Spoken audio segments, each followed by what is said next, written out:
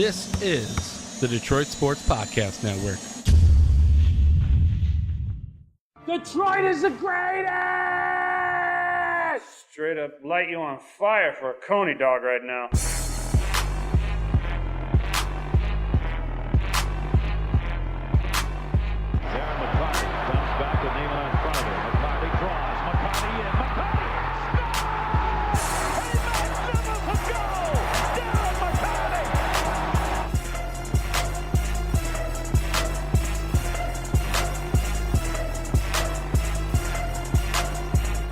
Takes, throws, end zone, Calvin, touchdown, Detroit Lions! What's up, everybody? It's another episode of the Motor City Sports Rant. I am, as always, Jason, Eric, Jarvi. Follow me on Twitter, at Jarvi the King. Sitting across from me, he's got a very girly Dunkin' Donuts drink, and it's John Macaron. And even though he's probably going to play a drop, don't let it fool you. He's drinking a iced coffee with 6 pumps of cream and 6 pumps of coconut. You're a dick. Listen, it's delicious. And you know what makes for a great podcast and a great radio show and a great anything? Caffeine, baby. Let me tell you, I just feel great. I can't even drink a quarter of it. I feel like I'm wide awake. I feel very energized. We got sports in the background. I know they're not maybe your two favorite sports, but I know you're into it because you know sort of what's going on. Why are you being so mean again? I just, it makes for a good podcast.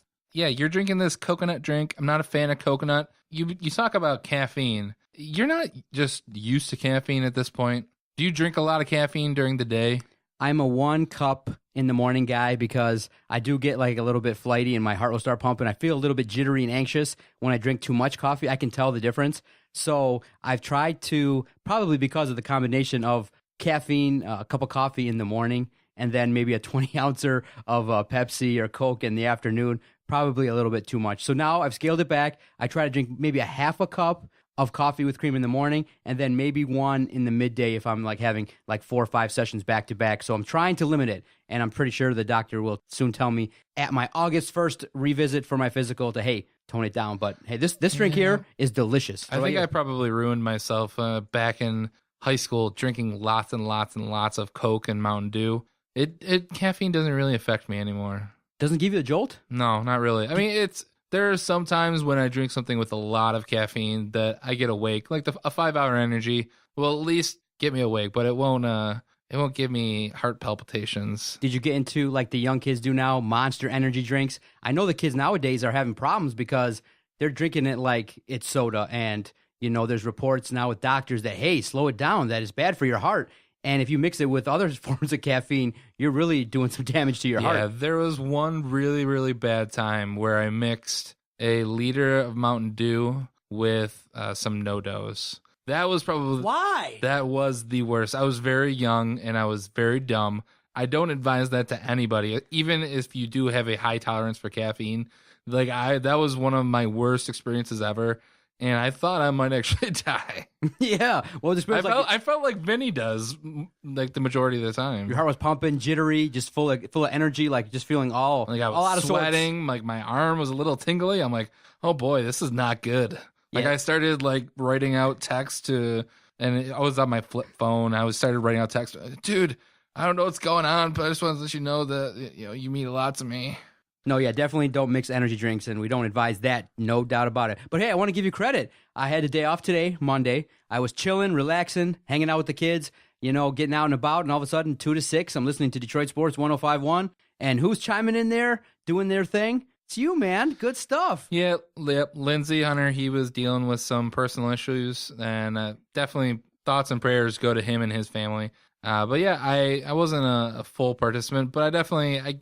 I told him, like, hey, do you mind if I chime in a little bit more? So I was able to do that. And I was a part of Out of Bounds, throwing out my own topics. And I thought I brought some good stuff. Even though they said no, you still did it. They still let you turn on the mic, so that's good. Right. I control their mics. I could turn them off if I really wanted to. No, I know. I just want to say I was proud of you because, you were very, involved in the conversation. But I definitely, want to let everyone know that you're, a valuable asset of their team and our team. And it was good to listen. I was like, feeling proud and like a fellow East Point guy doing his thing. And it's no small feat. Primetime radio, drive time, Detroit, 2 to 6. And you're there doing your thing, and it's good stuff. Got to represent East Detroit, man. You yes, a fellow East Point guy, and you and I are both from there, and you're currently there now, so it's good stuff. But I want to definitely, before we start talking about the Lions and Tigers and all the fun news and notes in Detroit sports and all that, Friday's show on Detroit Sports 105.1 was classic, and I got into it a little bit because you guys started and you got into a conversation about marijuana, and it was a situation where you guys were getting into the use of it in athletes and potentially athletes saying that it's going to maybe potentially help them. It was just a really interesting conversation, and you held your own, and it was very funny. We chatted back and forth a little bit, sharing jokes, but it was an interesting topic that you guys really got into, and one that I kind of know personally, and as well as in terms of people dealing with anxiety and stuff. So I just wanted to give you credit. It was a good topic. Thanks. Yeah, I don't really consider myself an expert on marijuana. Listen. I'm not a guy who goes around and tokes up a 420 every day, but I try to broaden my horizons. I try to at least know a little bit about a lot of stuff. Listen, behind the scenes, people have called you Green Kush, Jason Green Kush Jarvi. I know. I'm blazing that shit up every week. No, I'm not. For anybody who's listening to that, I do not do that. Yeah, exactly. You're talking to two guys who probably never ever or rarely ever used any sort of substances. So it's kind of funny that that was the topic at hand. And basically, it's kind of interesting now that we're going to live in a world where pretty soon, Ohio recently legalized it. There's several cities now in Michigan that have legalized it. We're basically going to have to accept the fact that people are going to be smoking. It's going to be legal within 5 years. I'm not opposed to it. It really should be legal at this point. It doesn't make a whole lot of sense, I think, on so many different levels. You look at people who are in jail for possession of small amounts of pot. All the medical benefits that you can get from it, it just doesn't make sense. And I think all it's really going to take is the government figuring out how to tax it properly. And once they figure that out, it's going to be legal in all 50 states. And I think once it is legal in all 50 states, then you'll start seeing it being a substance that sports players can use. And the part that I want to ask you about further is, do you think that athletes will use it appropriately if it's legalized, or do you see a potential spike maybe in substance abuse or problematic use with athletes if it's legalized? With it becoming legal, you're going to see a little bit of both. There's going to be the people who abuse it, but even if they do abuse it, I guess I'd take the lesser of two evils. I take smoking weed or the oils, whatever you're going to take, over being addicted to opioids that will kill you. You take too much of that will kill you. I'm pretty sure that you can't overdose on cannabis. Well, the factor is that some people will argue or debate whether it's a gateway drug, whether these athletes or anyone in particular comes from a line of addiction, and will it cause them to maybe potentially spike into or experiment with other type things. And with athletes, they have accessibility because of their funds, their massive amounts of resources. And who's to say that just because you tell someone, hey, just take marijuana for your pain, that they say, you know what, that's enough. Because they know that painkillers are out there. They know that there's maybe other things that they can take to ease their pain. And their number one motto is to get on the field so they can continue to earn and provide. And there's a lot of pressure with it. So I don't think it's going to be as easy as, hey, legalize marijuana, give it to athletes, control it, and it'll be all good. I do see some extenuating problems with it in terms of maybe some mental health problems, some negative side effects that people may not know about, or the further extension of substance abuse or other kinds of abuses with marijuana. But, the big thing is, though, for these athletes is pain relief. And a lot of people, and the biggest sport that's looking at it is football. NFL athletes are, figuring out ways to kind of smoke it to alleviate pain, and then trying to figure out when to stop using it around the time they're tested. It's well known. It's a lot of athletes have talked about it. They've gone on HBO Real Sports and said, hey, marijuana is a drug that I use to help me, deal with the extensive rigors of playing football. And so that's what may need to happen to keep these guys on the field. Yeah, and I think regardless if it's legal or not legal, players are going to have, you said it, players are going to have access to it regardless. So, and we're going to be dealing with, we don't know what a full legalization of marijuana will do to society. So it's all going to be seeing what happens whenever it does happen. I wonder if there'll be a High Times podcast on this network in like 5 years. High Times, the Cannabis Report. Because that would get listenership. That there are people out there that are well-versed and that are, just drive down 8 Mile. They just recently limited, the state recently, or the city recently limited the number of people that can start up these shops. Right. Isn't it like within a mile and a half or something like that? I know you have to be a certain distance, but I think all these shops that are there now got in before this law came out. Exactly. You it just can't happened. Drive a quarter mile without seeing another. Are you ever curious to walk into one of those places just to look and peek around? Green Kush, Blue Heaven, all these weird names. I've never wanted to go in there. I'm a little bit like paranoid, but now now it's more acceptable. People are like more open about it. Before our, parents or grandparents would kind of just do it in their, privacy of their home. Now you got people Snapchatting it. You got people Facebook Living it. It's like, it's all good. You got magazines. You got more mainstream coverage. It's mainstream. It's not looked at. It's not frowned upon as before. I wonder if how I would respond if I ever walked into a place like that. I feel like if you or I were to walk into one of those, that they'd immediately go, out, get out. You're a cop. You're a cop. Exactly. Get out. You're not here. Get out. And the one problem that I would have with those, other than just seeing rows and rows of stores with green light signs, is, even though they're supposed to be medical dispensaries, right, is when you see them having celebrations on 420. Which, whatever. If you want to do that, whatever. But 420 clearly isn't about medical needs. It's just to celebrate weed. Exactly. And the good thing is I can put out there, being a psychologist, I am not a pill dispenser. I am not a person that writes prescriptions for anxiety just to get you a medical card. Can you prescribe me opioids? No, I cannot. I'm in the business of talking and listening, and it's a great business. That's it. I'm out of here then. That's right. Yeah, very good stuff. Maybe one day, I'll just go down there if I'm in the area for other reasons. The ballet, or just checking out some other infrastructure. The ballet? 8 Mile Ballet, the code? What? You don't know what the side code is for, going to the strip club? Because you have to have a side code. You have to have a side code. You can't go, hon, I'm going to the strip club. So, my wife would laugh and go, yeah, haha. So I'd say I'm going to the ballet or going to the soup kitchen. And she'd be like, ha, funny. You're not going. I've never heard that. You never. But I guess I understand. And I should probably get my own code. Exactly. Well, let me ask you. Is your wife open if you were to say, hey, after the podcast, me and the doc are rolling out to Players or, the other establishments on 8 Mile, would she be like, sure, no problem? Or would she be looking at you funny? No, she'd probably have an issue. Exactly. That's not something I'm going to do normally. If I'm going to do something like, why do I need to go to a strip club? Okay, we'll talk about it off the air, and I'll tell you why you need to go to a strip club. It's a great place. I have all the boobs that I want at home. Imagine multiply it by 6-7 times. You can't take any of those home. And that's my biggest deal with. It's not that I don't like them. Okay. I have gone. My bachelor party was fantastic.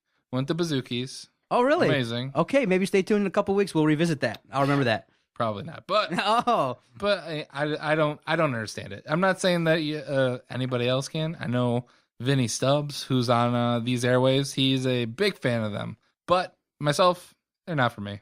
I'm a guy that enjoys a little bit of everything in life, so it's a situation where So how often do you go to the ballet? I used to go a lot as a youngster, but now when you get married, exactly, that's why I have codes. Or that's why I sometimes, I'll just leave this topic at this. It's much better in life as a married man to ask for forgiveness than it is to ask for permission. And I'll leave it at that.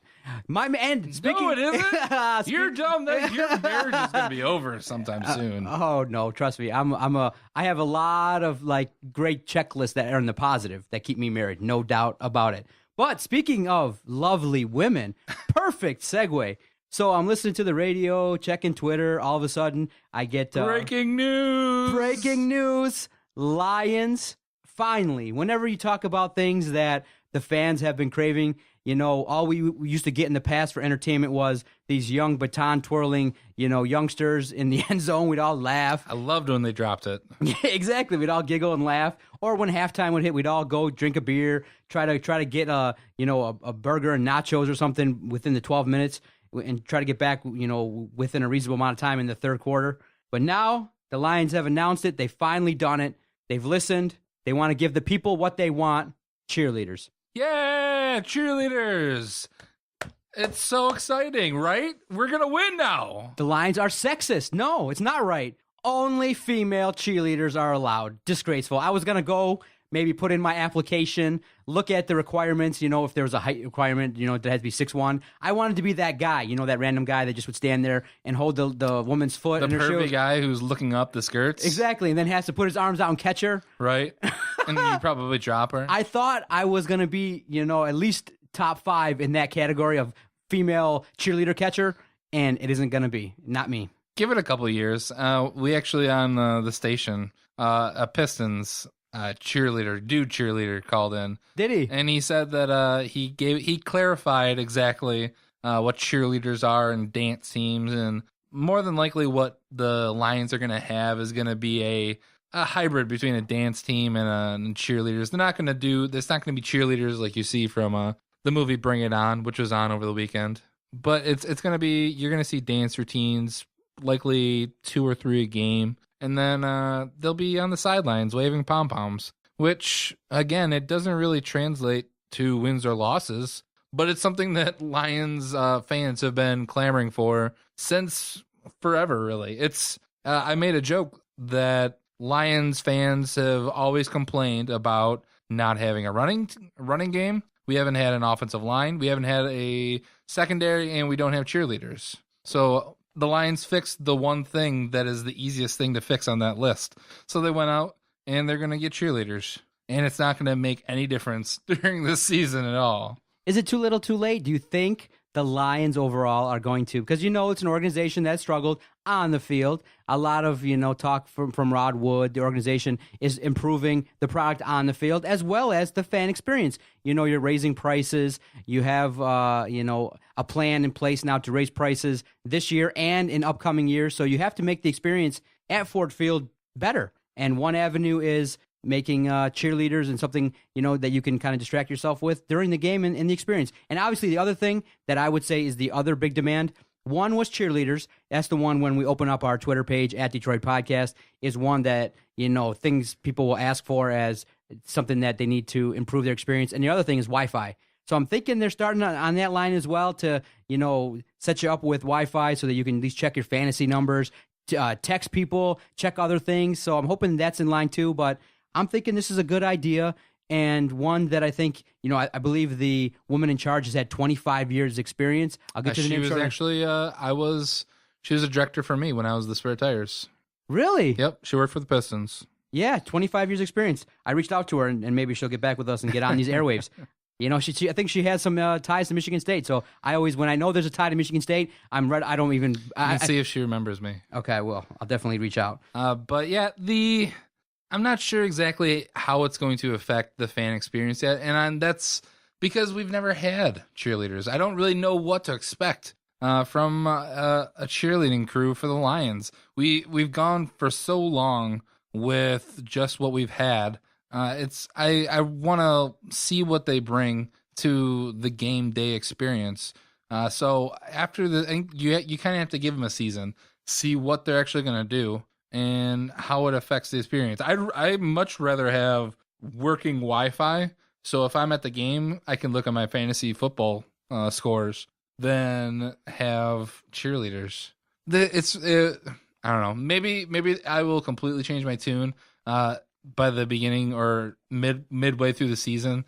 That it's a great, fantastic thing for them, and I'm sure it'll be great for PR stuff. You send the Lions to an event, and you send a couple cheerleaders. So there's definitely going to be that aspect. I think it is a little bit too much too late. Rebecca Gerard Smoker is her name. Her profile that I looked at says Nationals dance team coach at Michigan State University. So when I see that, whenever I see MSU, any kind of tie, I'm just boom, send out a message, say, hey, you want to come on? You want to talk about having cheerleaders? What's going to be expected? I mean, the only worry I have is that the standard. The standard is the Dallas Cowboy cheerleaders. And you're talking about, women that are professionally trained and they go through rigorous, dance routines, tryouts to become a Dallas Cowboy cheerleader. And a lot of people have made names and careers off of that. And so I'm hoping that the Lions take this very seriously and they get women that can represent the Lions and as well do a good job. You have to have all the qualities. Now, as you can tell, I'm a huge fan of real sports. And just lately, there is not, you have to present both sides of things. The NFL and the Oakland Raiders cheerleaders, I believe, filed a lawsuit against the NFL. And I think it's starting to change, and I haven't looked into it too much, but it definitely stayed in my mind in that these women were only paid like $50 to $100 a game, and they weren't considered employees. So they were taken advantage of in terms of having to pay for upkeep, in terms of getting makeup, in terms of showing up for tryouts, in terms of, if they got injured or something, they wouldn't get no benefits because they weren't considered employees. So they recently fought for more rights, and I'll look into it further and report back on whether these cheerleaders are treated better. But I'm hoping that the Lions don't go on the cheap, pay these women like $50 a game and treat them like that, because that's a bad sign. You want it to be on the up and up. You want to get high quality women in there. You don't want a situation where we get, lower tier individuals trying to do this great job. And I'm not sure who said it. I'm not sure if it was Martha Ford or if it was Bob Quinn or Rod Wood, but I know one of them, they said that when they were talking about cheerleaders, that if they do it, they want to do it right. So I think that's kind of a combination. If they do end up only paying them that much, it's a joke. Especially what these cheerleaders are expected to do. I think a lot of times, I know I read an article for the... You read? Oh, yeah, right. About the Dallas Cowboys and their cheerleaders, that I think they were paid $150 a game, and that included essentially 12 hours game day of them doing all that stuff, and they aren't paid for practices, which are probably multiple times a week. And yeah, if they do get hurt, there's no benefits. They're not paid for any of the practices. Some of their appearances are unpaid, and it doesn't make sense. I think the article said that in a year they made just by themselves like $1 million. So it doesn't make sense. Exactly. For a team that's already making a ton of money, why not pay these ladies a decent salary? I mean, what do you think a decent salary would be for this type of performer? I would say at least 5 figures, maybe 10 to 15 grand a season each, something like that, because the hours and such, or maybe a decent wage on top of paying for, things like, needs for, the games and stuff, makeup, pay for them to get dolled up, pay for the uniforms, pay for any repairs, things like that. But the reasons the NFL put out, and I recall this, was that once you're established as an Oakland Raider cheerleader or a Dallas Cowboy cheerleader, it's kind of like one of those things where you get secondary benefits. It's like one of those things where if you say, hey, I'm a Dallas Cowboy cheerleader, now you can become like a dance instructor. Outside the community, you can become a model. You have an opportunity to earn a nice living just using that name. And so the women were like, yeah, enough of that. Pay us what we're due. And they put pressure on the NFL. I think it's further along than when it was even 2-3 years ago. But they were thinking that, listen, it's an honor to be part. You're on the field. You get a chance to kind of be part of the NFL, and that should be enough. The NFL was thinking that, but obviously it's not. You have to pay these people to do the job correctly, and they're a significant part. Now look at the Dallas Cowboy cheerleader. They sell millions and millions of calendars, and a lot of times that's a big draw nowadays is to go down, check out the stadium, check out the team, and check out the Dallas Cowboy cheerleaders. I think it's a joke. That reasoning, yeah. I think Oakland and Dallas, that's the exception. Yeah, you have two of the greatest or the most recognizable cheerleading groups. But what about the Buffalo Bills cheerleaders or the newly Detroit Lions cheerleaders? How much? What's that going to give you? I mean, yeah, you can say it's something you can put on your resume, but That's something that just sucks about the workplace environment nowadays, is that you need to have these kinds of experience to even be considered for these kinds of jobs. Trying to get on radio, they want you to have 3 to 5 years experience, but the only way that you can get it is for somebody to give you a shot. And so I really do hope, that the Lions do it right and that they pay them decent wages. I think it's not too much to ask. Now, recent Lion news. When we talked about Bob Quinn, general manager, what his big philosophy was create competition. And you see it now. They signed a new wide receiver today. They had Anquan Bolden in town as well. So he's trying his best to look out there, scour the landscape to bring in talent to compete. I don't think the new addition is going to really have a big role, but per se. But hey, if you can bring in guys to promote competition, I think that's a more than promising thing, and it's all good. So the Andre Roberts signing, I think that's purely what you were saying, is trying to create competition. I wouldn't be surprised if Andre Roberts didn't end up on the roster come week 1. But you see, Jeremy Curley hasn't been at practice for a little while. He's had some injuries. TJ Jones has dealt with issues in the offseason, and Corey Fuller had surgery on his foot. Corey Fuller likely going to be the odd man out. I think his welcome is pretty much run its course here in Detroit. But Anquan Bolden is a completely different story. I think if you bring in Anquan Bolden, I think you alleviate some of the worry of Detroit fans, because what you're looking at right now with our receiving core, you have Golden Tate and Marvin Jones, who likely they're really good wide receiver 2 options.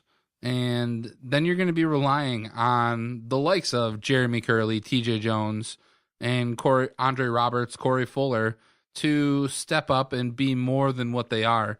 And you're going to have Matthew Stafford to make them into more than what they've been so far in their careers. But I think if you bring in an Anquan Bolden, you have a third guy now who is a dependable possession receiver.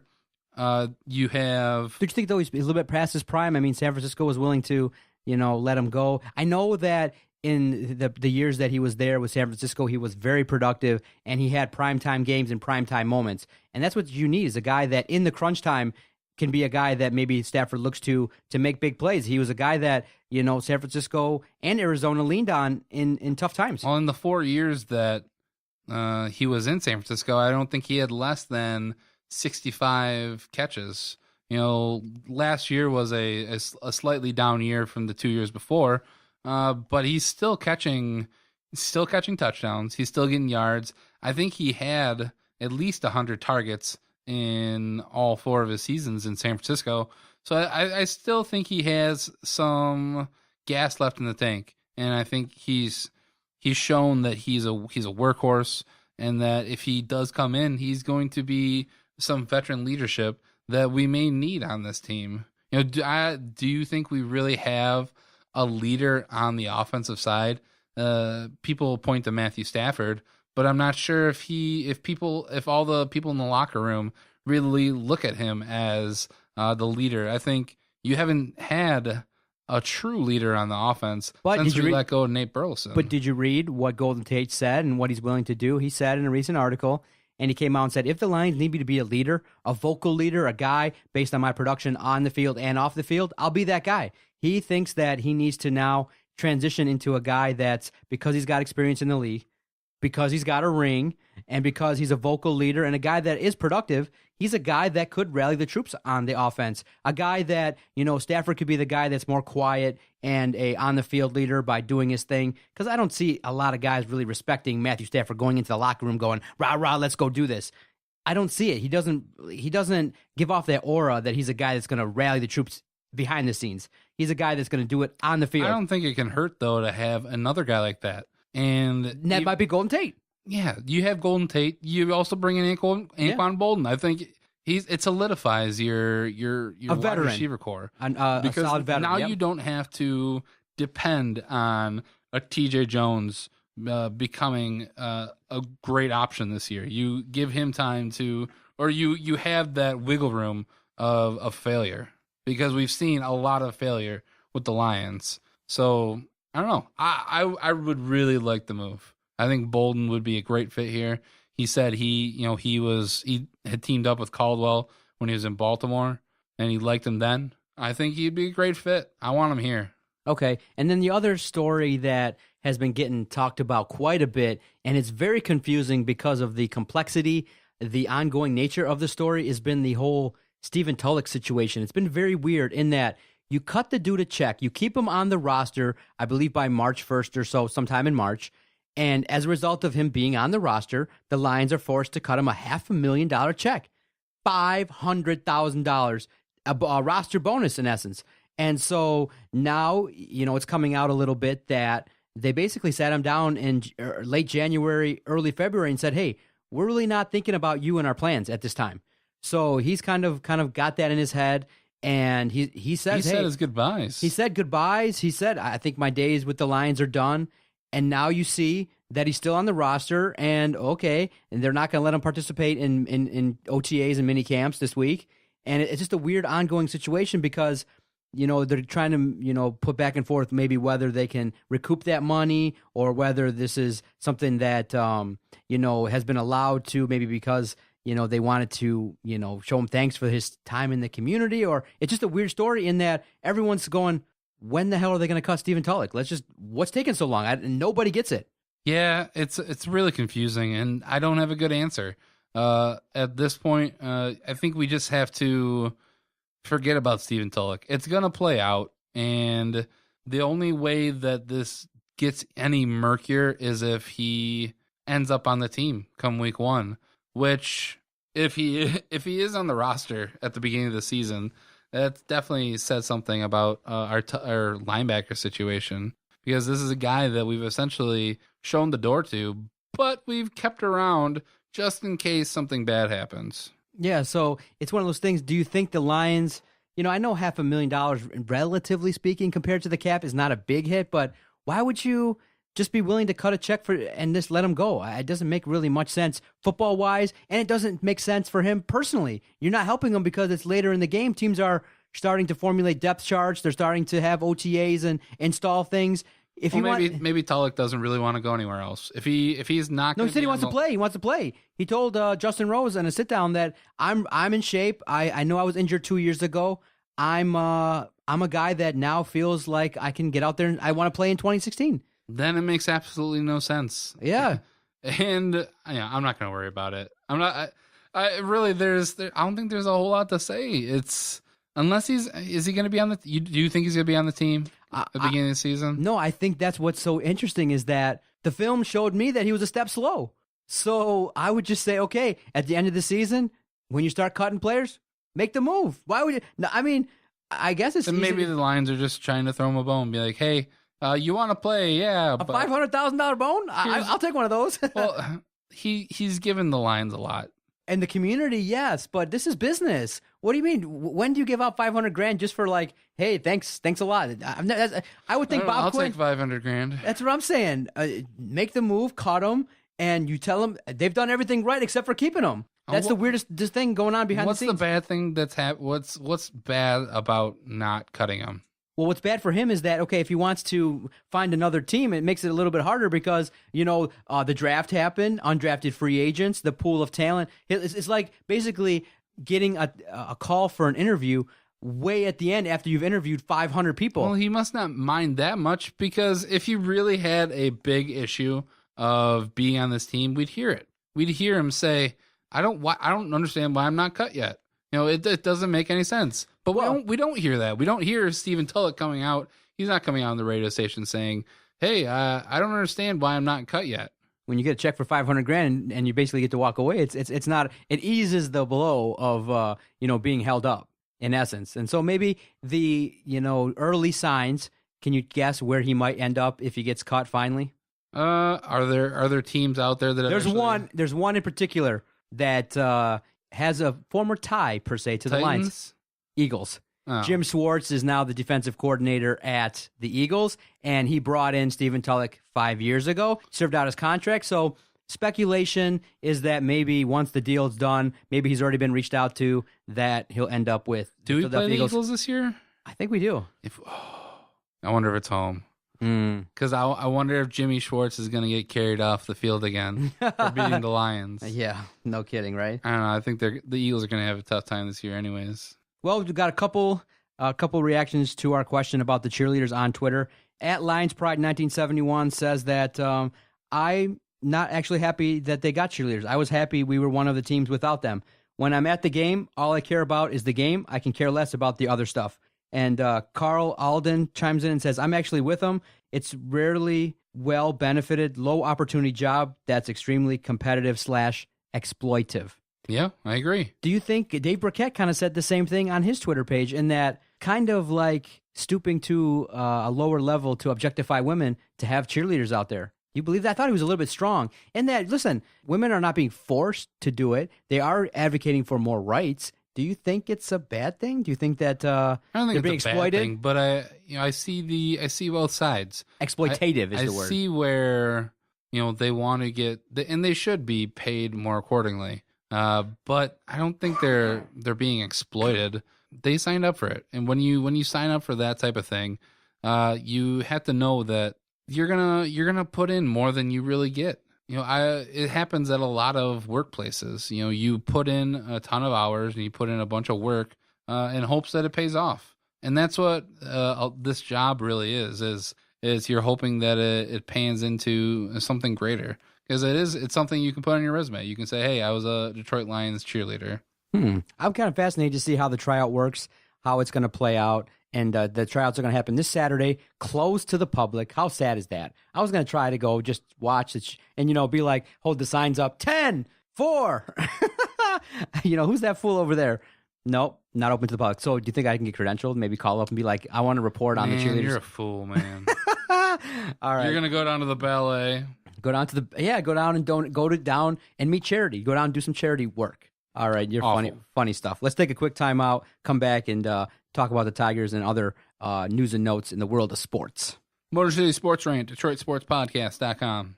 Doc here for Fanatic U, Detroit Sports official outfitter and the official outfitter of the Detroit Sports Podcast Network. If you're a fan of the Pistons, Tigers, Lions, Red Wings, no better outfitter than Fanatic U. Check out their online shop, fanaticu.com. Pick up all the gear that you need. Father's Day's coming up. If you want to get your dad a great gift, make him happy. See that huge smile when he opens a present, maybe a new Detroit Tigers hat, jersey, Miguel Cabrera, Michael Fulmer.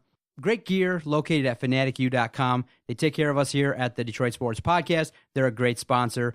They got 2 upcoming signings, one with Jared Saltalamacchia, June 27th at their new Brighton store, and I believe July 17th at the Fraser location. Sunday, 6 p.m. You can go out there inexpensively, I think around $20. You can go get anything signed at all. Meet your local heroes. fanaticu.com. They're great with the fans, and they're great with us. fanaticu.com, Detroit Sports official outfitter. Now back to Jarvi and the Doc, Motor City Sports Rant.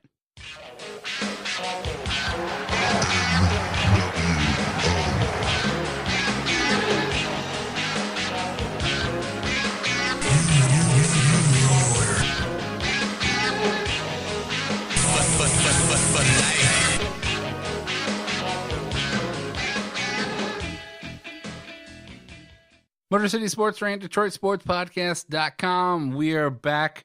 Tigers are whooping up on James Shields. He had a huge ERA. Right now it's 6-0.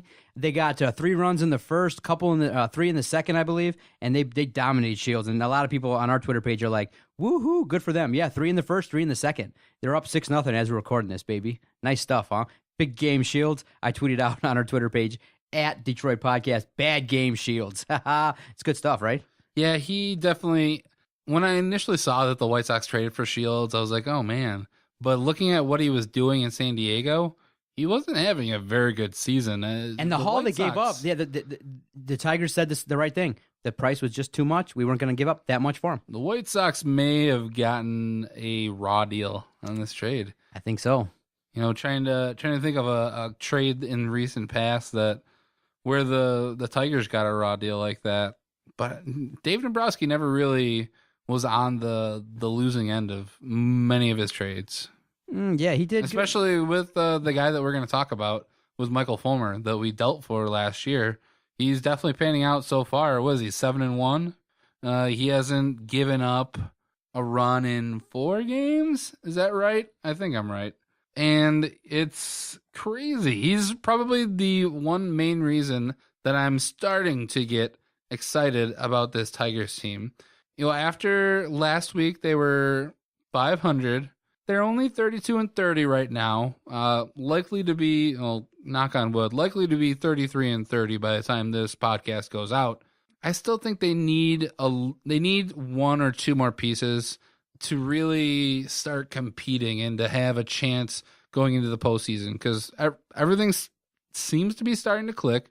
The bats have been coming alive, and if you have JV, Jordan Zimmerman, and now Michael Fulmer, you have the makings of a playoff team. Listen, the Tigers are benefiting from playing competition that isn't that great, but you have to give them credit for winning the Yankee series. They hadn't won a series there in several years. I think the first time they actually won a series in New York since, I believe, 2008. So all kudos. Michael Fulmer is the story, and the offense is picking up. They're playing much better. You're getting better contribution from Justin Verlander and everybody in the bullpen too. So you got a situation where you're seeing the team play better and stabilizing a little bit. But remember, if you can win 2 out of 3, win series, you're doing okay. But yeah, exactly. They'll be 33-30. And hey, if you can go out there and dominate Chicago White Sox on the road, hey, I'll take it all day, man. This is good stuff. A lot of good news and notes with the Tigers.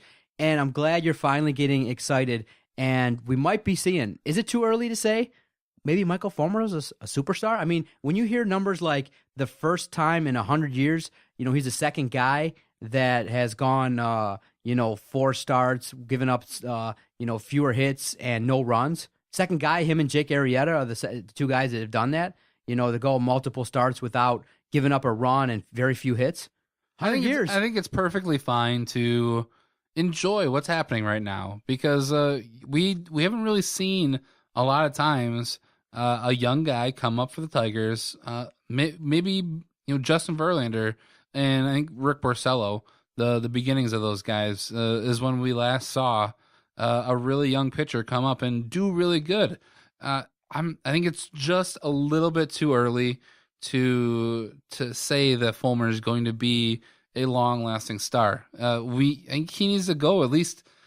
I want to see what he's going to do over an entire season, and I do have a nagging feeling that he's going to have one of those games. Like we recently saw Jordan Zimmerman give up a ton of runs in like 4 innings, and what we've seen out of Fulmer so far, he pretty much goes 6 to 7 innings. I think they've probably been limiting his pitches and innings. I'd want to see him try and face adversity. And we've seen him be able to win games with big leads. And obviously you can't fault him for the other team not being able to get a hit off of him or get any run support. I want to see him battle back from, giving up 3-4 runs. Yeah, but didn't you see he was in a jam in the 6th, bases loaded, goes up there, strikes, gets out of the jam. And so when to clarify, 4 starts, giving up 3 hits or fewer and no runs. Second pitcher in 100 years to ever do that. And Jake Arrieta from the Cubs is the first in 100 years. And it's the first to actually do it in a complete season, because Arrieta carried over from the season before. So these are historic numbers. And listen, now it's starting to grow. He's starting to get, some buzz. And now you're going to start to see how these teams, when they start seeing more starts, more film on him, how he adjusts. And yeah, the first time around, you can go through the league and do some damage. But what are you going to do? And I think everybody who's watching is saying the same thing. Let's see what he does the second time he faces Oakland. The second time around he faces the Yankees. What's it going to look like? Because now he's doing well, and hell, we'll take it. The David Price move was kind of a downer for a lot of fans. It kind of signified an end of an era. But there are pitchers there that Dombrowski secured for the future, and it might be a good sign. We haven't even seen Norris, what he's done. You got Norris, working his way back from, his situation, his medical issues, and his performance in the minors at AAA. And now you got Fulmer up, and he was the jewel. He was the guy that everyone was like, when Dombrowski got him from the Mets, they were like, okay, you made a move. You got a piece. You got somebody that is a gem. And I don't think it's too early to say that. He's pitching very well. And for whatever reason, even if it sounds like a fanboy, it sounds, too early, it's exciting to see someone come out. And remember, I've said it a while back on the Doc and Jock podcast. It's okay to come in right away in the league and dominate. We've waited for Larkin, and he's done well. We've waited for Andre Drummond to bust into superstar status. They've come in and been very good, very serviceable. But look at Steph Curry. Within a couple years, MVP is the best player in the world. Steph Curry took a little bit of time, though. He didn't immediately come You had signs, though. No, he didn't come in right away, but you knew, based on his shooting prowess, that he had it. That he might not have, fully been like this guy right now, but there were whispers that he was, on the verge of something great, that if he just tapped into it and really met his potential, he could be a superstar. And so right now in Detroit sports, we've had a lot of young talent come through, and they've been okay. And what I'm saying is, I'm excited. That's why I get excited by guys like Larkin, Drummond, in that not only are they going to dominate in Detroit, they might be national top of the line 1-2 in their entire sport. Don't you see that for Larkin? Maybe Drummond, if he improves certain aspects of his game, he could be at least top 5. His ceiling is super high. Yeah, I agree. I think in this town we do have the possibility. We have talent, and I think the reason we see that we still have talent is because they are so young. We haven't seen them get to their peak. Andre Drummond, as good of a season as he had, he's still young, and he just keeps getting better and better. And yeah, once he improves his free throw, he'll probably be the best center, if not one of the top 2 or 3. Dylan Larkin, he had a great rookie season. It's going to take a playoff run for him to really start solidifying his, And fill out a little bit, too. At 19, you could tell he wore down just a little bit towards the end of the season. His numbers went down. He wasn't as productive, but the ceiling is super high for that kid, for definitely. Sure. And only 19. The Wings are going to have to rely on him because Zetterberg is starting to break down. I don't see Zetterberg as a top line forward anymore. I see him at best. He's a number 2 center, and I think at times he's more likely a number 3 guy. And I know people may not want to hear that, but it's what he is. We're getting to the point of when Steve Yzerman started breaking down, and he had to go down. He wasn't the top line guy. He's not getting 20 minutes a night. Now, the talk around town as well has been all kudos and applause to Ian Kinsler. Dude at 34, about to be 35, mashing the hell out of the baseball. Basically, league MVP, Tigers MVP. This dude, you don't really see guys really peak and mature and get a lot better in their 30s, but if he can stay anywhere near what he's doing now, a lot of people in Texas were like, yes, good, quietly. Like, they were like, yes, let's get him out of here. Kinsler he came out of nowhere. He was productive as a second baseman. He was very productive. It just, in key moments, he would always pop out. He was a guy that at the worst possible times would enter into these slumps in the postseason, and the money, it was basically due to the money he was making. He was a guy that people viewed as an underachiever. But here, he's been a steadying force at second, makes key plays. The one complaint everybody has is like, dude, can you figure out how to run the bases properly? It's like, you're a veteran. You shouldn't be getting picked off or running the going to second, on hits when you're not supposed to and getting doubled off. You got to make better. He's been doing that a little bit more, but I'll take that. I'll take with the hits, of course. I'll take his bat and his leadership because he's likely the leader on this team right now. You don't see anybody else stepping up other than maybe Justin Verlander, but I feel Justin Verlander is more. He's all about himself. Ian Kinsler seems like the leader in that clubhouse right now. Do you know, is it me or has it been talked about? What's that whole binocular thing? They did it last year, a couple years back. We know when they get the key hit, they're like putting their... I think that was V-Mart. Yeah, what is that? What's it about? It was... Phil the Dockin. What was it? I think they were... Damn it. Why can't I remember it? The only organized thing that I remember that was a disaster was, if you remember, I think it was last season or maybe the beginning of 2 years ago, they all wore the Zumba pants, and it kicked off a losing streak that was terrible. And so they were like, okay, we will never wear the Zumba pants altogether again. So they've done a couple things, with the dancing and stuff like that with some organized teams type stuff, but the hands over the eyes and the binocular pose, I just didn't know about. But they've been doing it a lot more, and it's a rallying cry. They're becoming a well-rounded team, a team that's together. So, interesting stuff. Oh, I think I found something. I remember it was something, I think it was, he was accused of stealing signs. Oh, okay. Yeah, it was back in 2014. Chris Sale, I think he hit Victor Martinez, and he was essentially accusing him of stealing signs. Because I remember the T-shirts coming out of like a V-Mart with binoculars. Oh, okay. Maybe that's continued over as a rallying cry. Very good stuff. Well, hell, we'll take it. 3 games above 500. I don't know if I'm going to be wrong in my prediction in that I told Adam that the Tigers wouldn't ever cross the either 5 or 6 games over 500 mark, and they might do it this week. 4 games in Chicago, take a split, and continue to play well. Hell, it is exciting. I'm glad you're getting better on the bandwagon. Yeah. Good stuff. Good stuff indeed. What are we talking about next? Well, I'm first, tired. yes, I know. I want to first get your sense of this. Michael Fulmer, ace of the staff in 2 years or less. Number 1 guy, Fulmer Zimmerman or Zimmerman Fulmer for the rest of his Zimmerman's contract. What about JV? JV cannot sustain this. I think that this is great for him. I would find a way to find a suitor for him and move him along, because you can't pay the guy $100 million for the next 4 years. If JV's on our team, he's going to be the ace of the staff. But if you're talking about just Zimmerman and Fulmer, I would hope that it's Fulmer. Right now, wouldn't you say Zimmerman's the ace of the staff? He's the ace of the staff, right? I think JV's the ace of the staff right now. Really? That's the guy who I'd want to trot out day in, day out. If I had to get a win, I would put out Justin Verlander. Because he's done it. I think he's a guy who's proven in big situations, you toss him out, and he's going to give you a really good chance to win. Oh, that's a very good poll question. I'm going to throw it out there and see what it is. If you need to win one game, key game, Zimmerman, Fulmer, or Justin Verlander, who do you think the fans on our Twitter page will pick? I think the fans will probably lean towards Verlander too. Obviously, I think it's going to be between him and Zimmerman because Zimmerman had the success early in the season, but as we've seen, he's kind of tailed off a little bit. I think Verlander has done the opposite. He started off slow, and now he's come back into form. And I think it's just too early to say to throw Michael Fulmer into that kind of situation where if you need a win, I don't really want to rely on a rookie.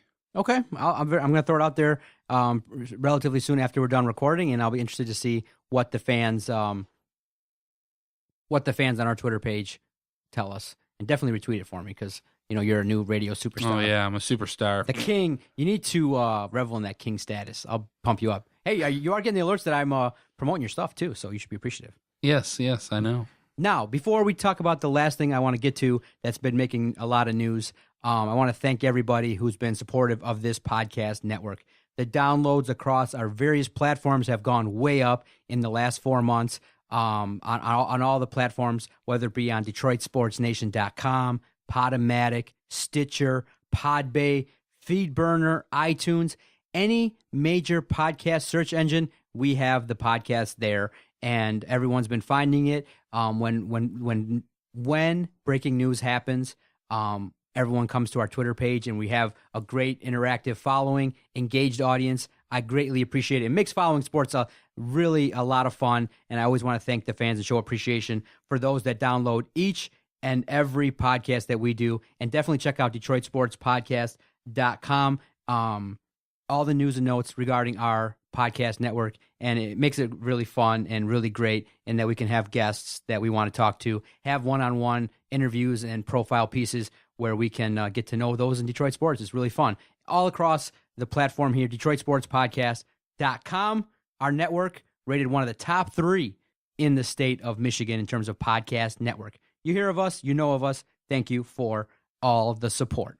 Now, everywhere I turn, on the major sporting networks, on FXX, on FX, you see a lot of recaps of the whole OJ Simpson saga. And for me, when I look at it, I am not really into it at all. And I'm very fascinated to kind of maybe look at it and wonder why there's like a need to revisit a subject that was so visited at the time. And I know we were talking a little bit before we started in that, the coverage at the time, that's really where the whole 24-hour news cycle started to really rev up into full gear. You had 24-hour coverage of the entire trial because OJ was a superstar. This was a guy that was it. He was the LeBron of the era. He was the guy. He was a massive superstar, and he was accused of murdering his ex-wife. And it was a situation where it got coverage. It was a major trial. You had situations where, and I remember vividly, teachers brought in TVs to get the verdict. And we go, what's going to happen? Well, who said this? If the glove doesn't fit, the whole ordeal was done. And it's there. You can go relive it on the internet. Now in 2016, you had a 10-part series on FX, a show recapping the experience. And now ESPN has a 5-part 30 for 30. Why are they revisiting this topic yet again?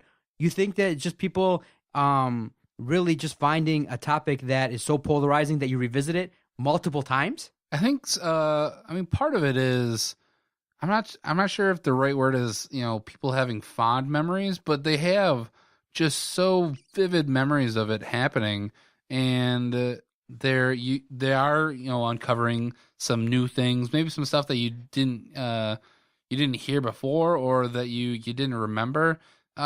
I personally, I don't see the appeal of it, but I know that there's so many people that are just fascinated by this kinds of stuff. I think it's an anniversary. It's been 20 years since it happened.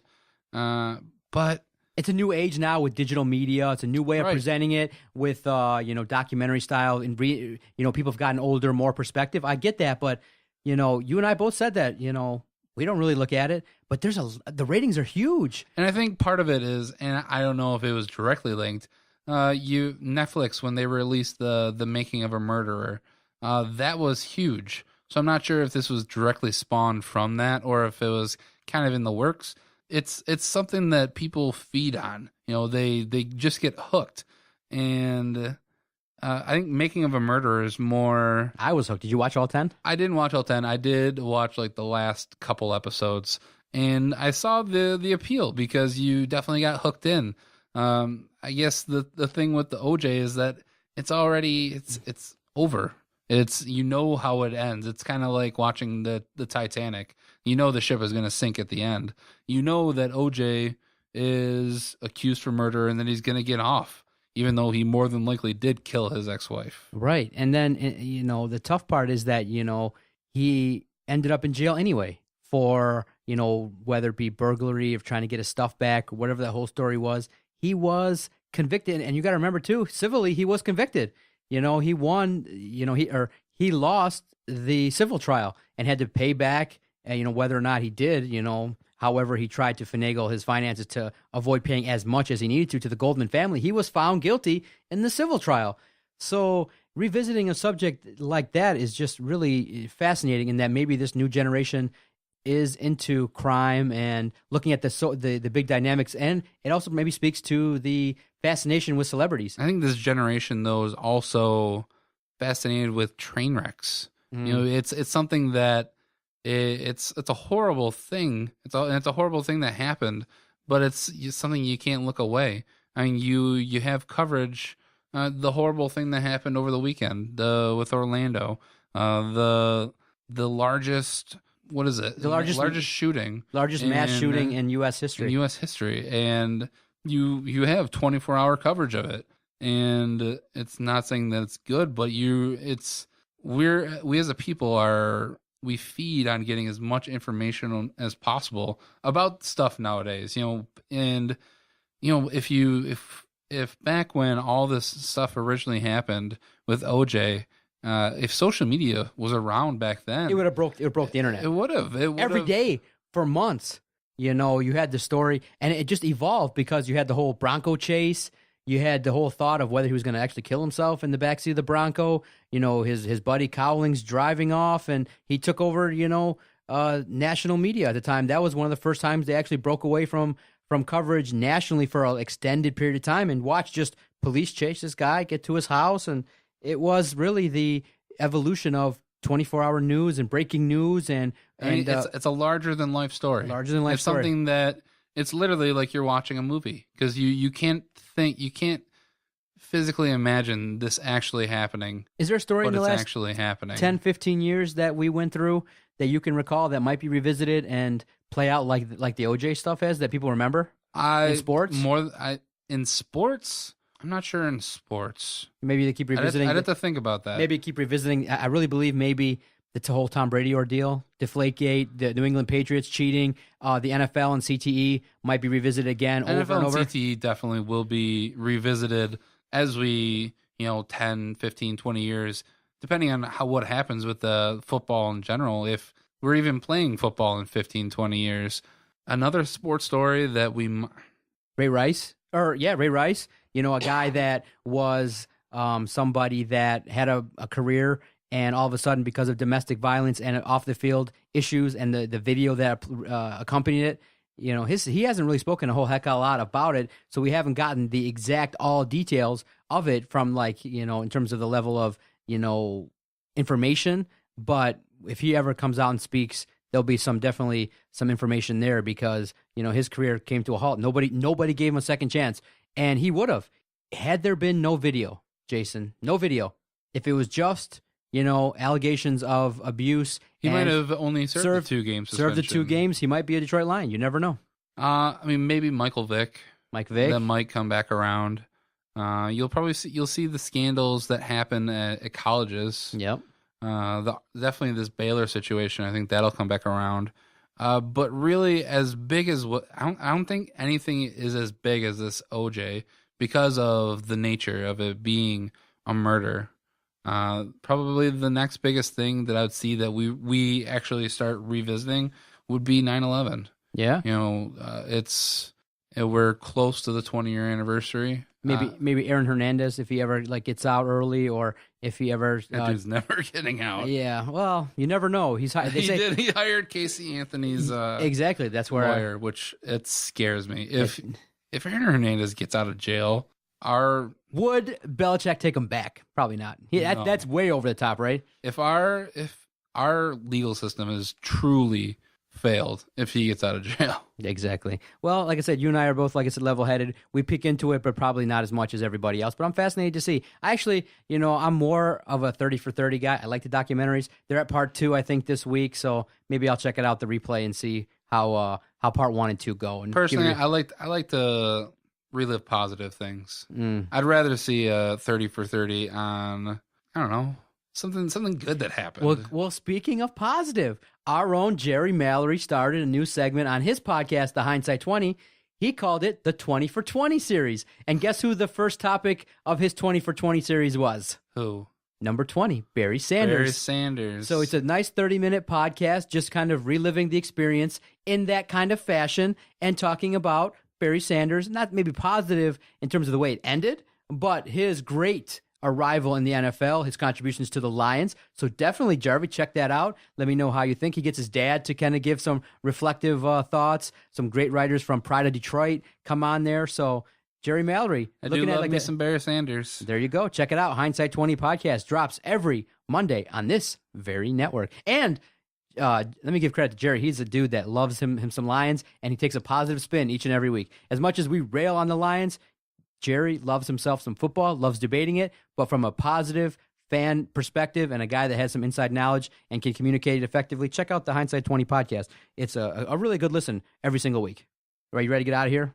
I am. I mean, I would like to talk more, but I am. The lights are out. We got to pay the bills. I don't want to pay the bills. Yeah, I don't want to pay the bills, man. I don't want to pay no more electric bills than I have to. Let's get the hell out of here. Okay, then. I think then that's going to do it for this episode of the Motor City Sports Rant. We'll be back next week. Plug yourself. You are at Detroit Sports 1051. You can follow me on Twitter, though, at Jarvi the King. I post every now and then. And you have another podcast on this network? What's it called? I host a fantasy football podcast called The Fantasy Nerds. Comes out every Friday. It's making waves. Usually in the morning or afternoon. It's sponsored by the Fan Up Network. Yeah, it's making waves, man. Getting good numbers. A lot of people like talking fantasy football year round, and I'm glad we partnered up with the Fan Up Network. And your show's getting great downloads, great listens, and you're sharing your knowledge. The defending Detroit Sports 105.1 Fantasy Football King. Indeed, I am. And that'll do it for this episode of the Motor City Sports Rant. I want to go home, John. Press the button. Bye.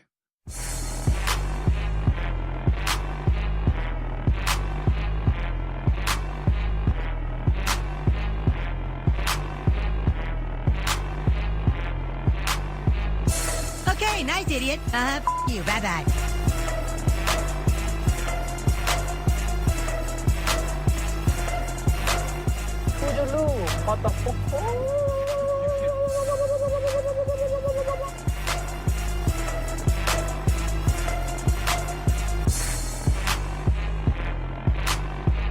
Good day, sir. I said good day.